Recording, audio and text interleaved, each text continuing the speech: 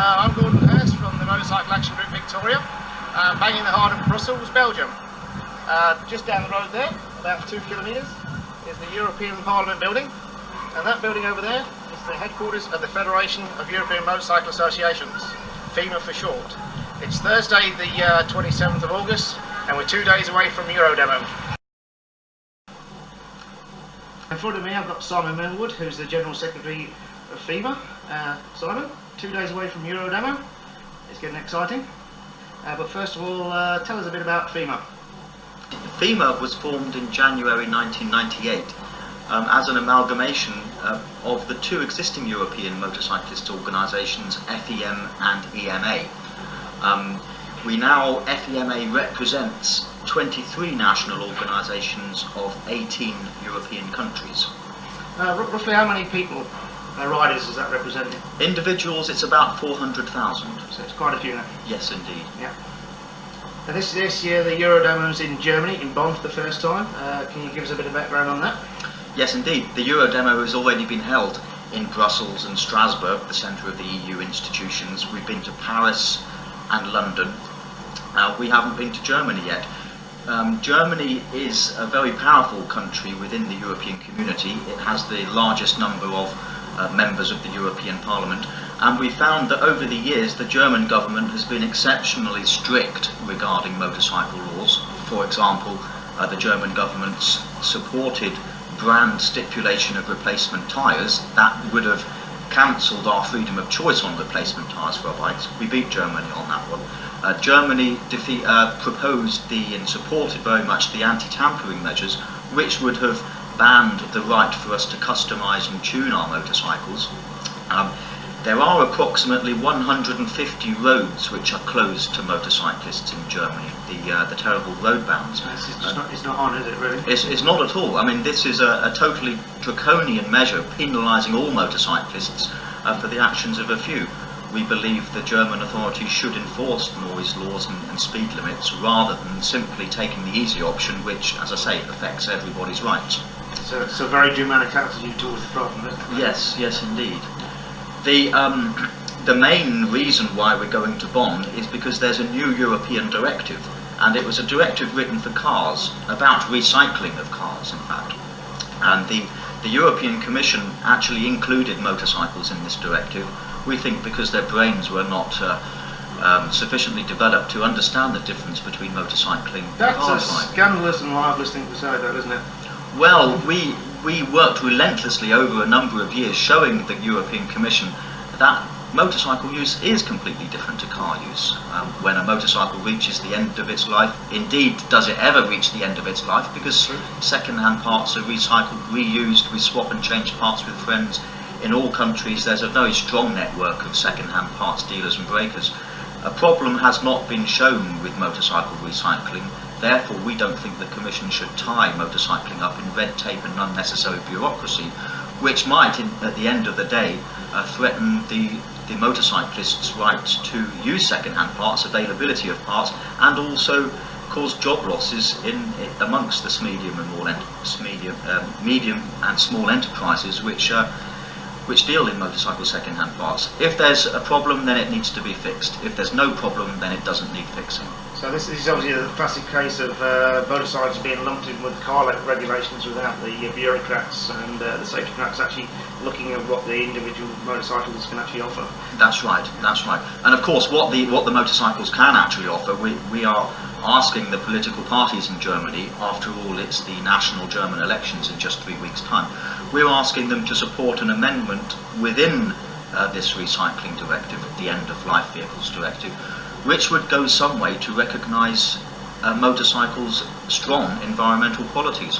For example, when environmental comparisons are made between cars and motorcycles, the issue of use of raw materials and energy in manufacture are never considered.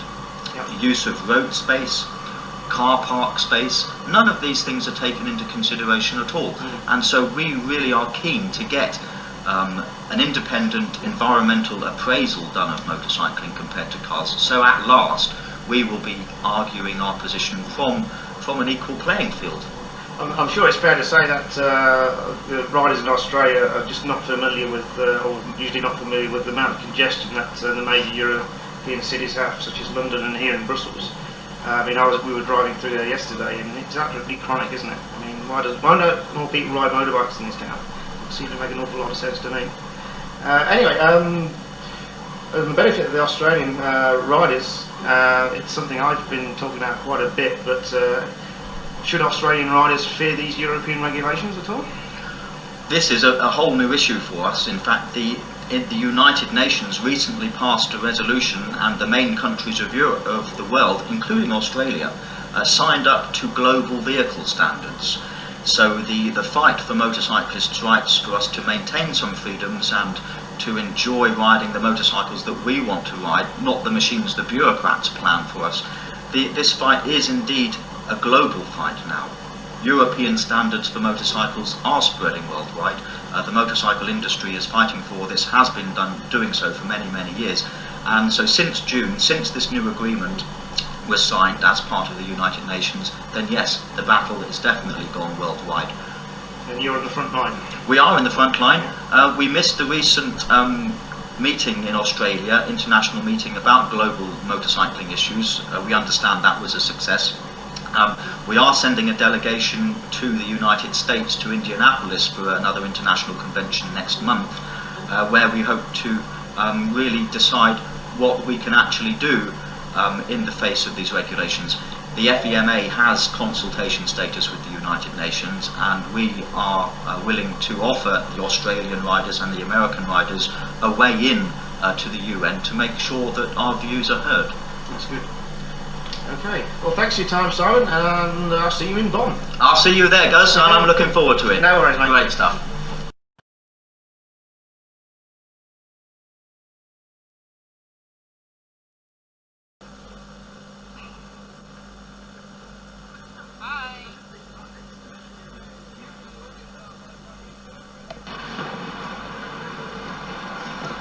Time is 11:25. We're in a servo 25 kilometres south of Bonn. The official note was there's no fuel stops on this run, but as you can see, this is not quite the case. Now what's happening now is, because we don't want to cause a traffic nuisance, the police are queuing us up at the servo exit before heading into Bonn. We've just joined the back of the queue. So we're 25 kilometres out. There must be in the region of about 1,000 bikes here. We were supposed to be in Bonn. Hello, where's he going? 11 o'clock. Looks like we're going to be late. Chap in front of me there is Trevor Magna from the BMF.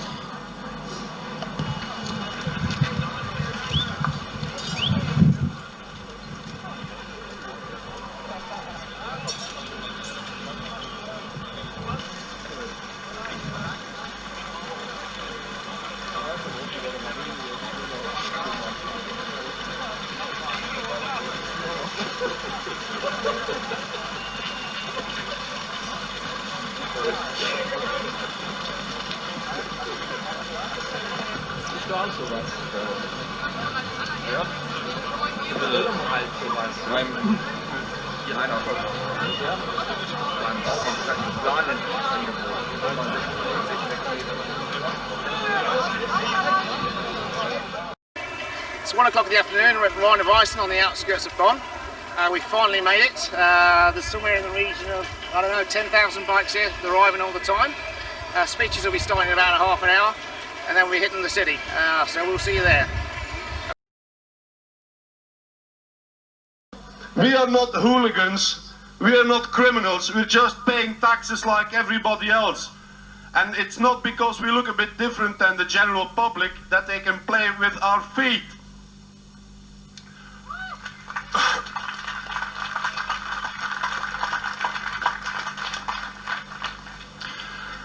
For you guys, I have a small message, is keep up the fight.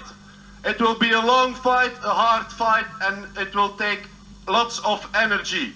So just don't pack in. Jo, hallo, ich brauche Platz wie 98,5 Kilo. Okay. Ja, wir alle sind heute hier zusammengekommen, um zu demonstrieren. Wir bestraft. Das ist Ungerechtigkeit. Wir zahlen zum Beispiel Kfz-Steuern. Was wird damit angestellt? Roads to be constructed with cobblestones. Very dangerous for us. No motorcycles made over 100 bhp. And the fourth proposal, you pay money using high revs. We do not accept this crap from the German Environment Ministry, and that is why we are burning it. We live in a world of harmonisation now. Marching point for a run. The score that runs a couple of kilometres at the front there, right to the base road. So we haven't got a figure on how many bikes are yet. So we have the Tussie BS. So quite a few.